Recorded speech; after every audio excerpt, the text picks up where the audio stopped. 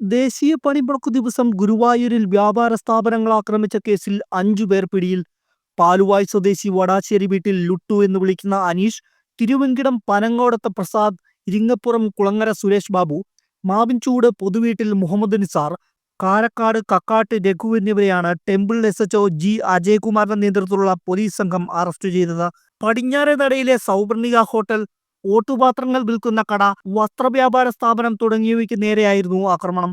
ദേശീയ പണിമുടക്ക് പ്രഖ്യാപിച്ച ദിവസം തുറന്നു പ്രവർത്തിച്ച ഹോട്ടലിന് മുന്നിലെ ചില്ലുവാതിലും ക്യാഷ് കൗണ്ടറും അക്രമി സംഘം അടിച്ചു തകർക്കുകയായിരുന്നു. കൂടാതെ വ്യാപാര സ്ഥാപനങ്ങളിൽ കയറി സാധനങ്ങൾ വലിച്ചെറിയുകയും ചെയ്തു.